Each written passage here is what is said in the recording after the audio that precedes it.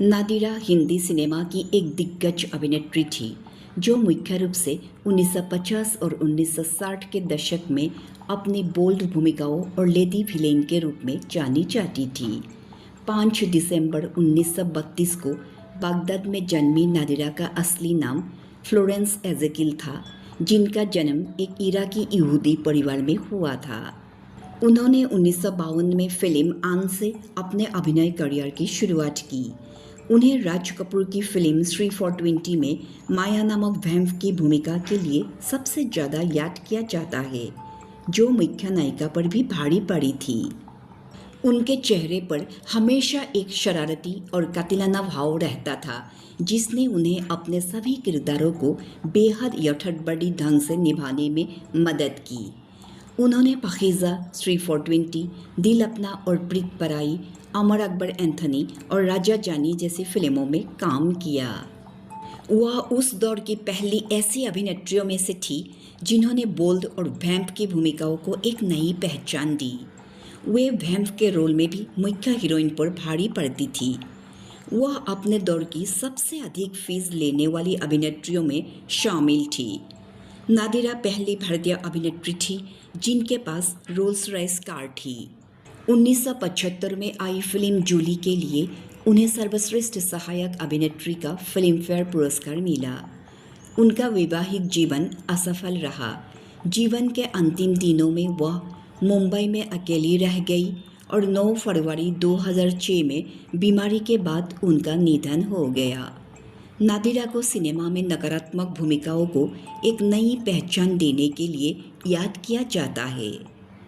Lalita power Hindi cinema की एक दिग्गज अभिनेत्री थी जिन्हें मुख्य रूप से फिल्मों में सख्त सास, खलनायिका या चरित्र भूमिकाओं के लिए याद किया जाता है। उन्होंने 70 वर्षों के करियर में 700 से अधिक फिल्मों में काम किया। ललिता पावर का जन्म 18 अप्रैल 1916 को नासिक में हुआ था और उनका असली नाम अंबा लक्ष्मण राव शगुन था।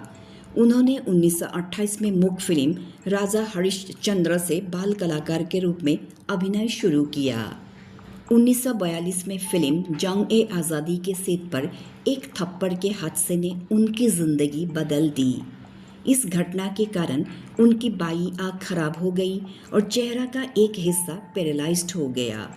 इसके बाद भी उन्होंने हिम्मत नहीं हारी और उन्होंने मुख्य भूमिकाओं से हटकर खलनायिका और चरित्र भूमिकाएं निभाना शुरू किया। 3 for 20, जंगली, दहेज, मिस्टर एंड मिसेस 55, आनंद जैसी फिल्मों में उनके अभिनय को सराहा गया। 1959 की फिल्म अनारी में मिसेस डिसूजा की भूमिका के लिए उन्हें सर्वश्रेष्ठ सहायक अभिनेत्री का फिल्मफेयर पुरस्कार मिला। रामानंद सागर के रामायण धारावाहिक में मंथरा की भूमिका उनके करियर की सबसे यादगार भूमिकाओं में से एक है। ललिता पावर को भारतीय सिनेमा की सबसे दमदार और यादगार खलनायिकाओं में गिना जाता है। 24 फरवरी 1998 को पुणे में कैंसर के कारण उनका निधन हो गया। शशिकला हिंदी फिल्मों की एक बेहद लोकप्रिय और दिग्गज अभिनेत्री थी जिन्होंने मुख्य रूप से खलनायिका और चरित्र भूमिकाओं से अपनी अलग पहचान बनाई।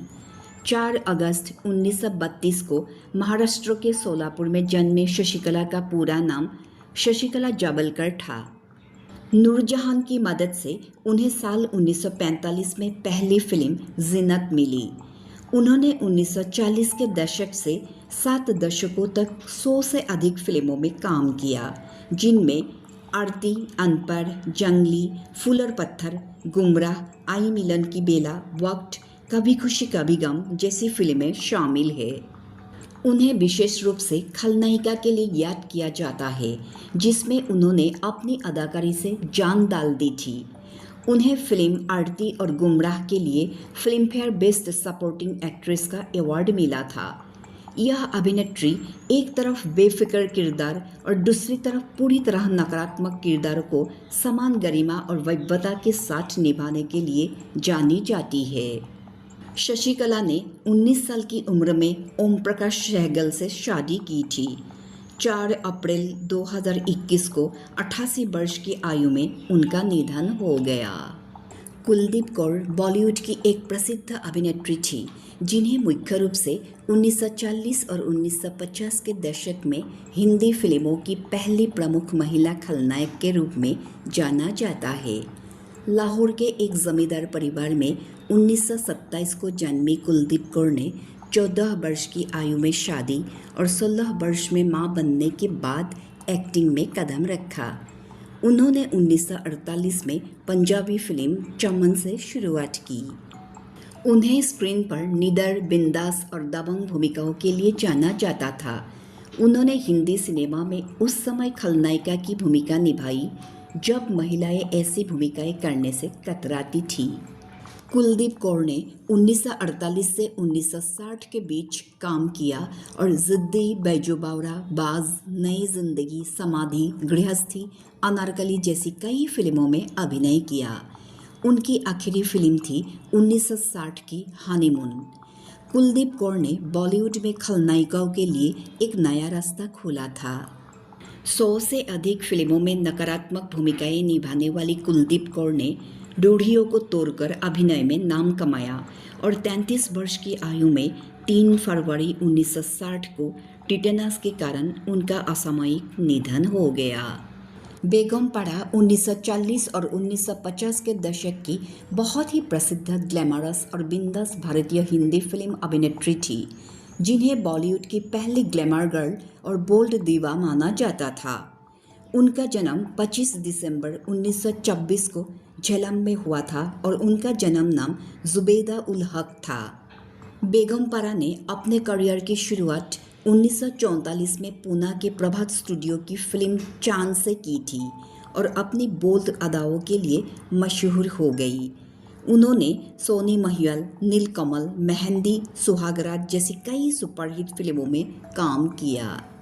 1951 में उन्होंने लाइफ मैगजीन के लिए एक प्रसिद्ध फोटोशूट कराया, जिसके बाद उन्हें बॉलीवुड की पहली ग्लैमर गर्ल का खिताब मिला। उन्होंने दिग्गज अभिनेता दिलीप कुमार के छोटे भाई नासिर खान से शादी की थी। वे अभिनेता आयुब खान की मां थी। उन्हें उनके दौर की सबसे बिंदास और स्वतंत्र ख्यालों वाली अभिनेत्रियों में गिना जाता था। 9 दिसंबर 2008 को 81 वर्ष की आयु में उनका निधन हो गया। कुकू मोरे हिंदी सिनेमा की शुरुआती और सबसे मशहूर आइटम गर्ल या डांसर थी, जिन्होंने 1940 और 1950 के दशक में बॉलीवुड पर राज किया।